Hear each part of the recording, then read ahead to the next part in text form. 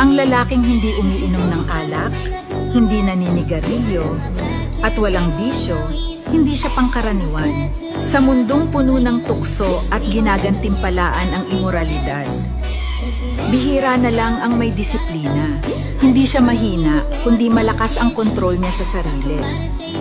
Hindi rin siya boring, may direction lang siya sa buhay. Kaya, kung may ganitong lalaki sa buhay mo, alagaan at pahalagahan mo siya.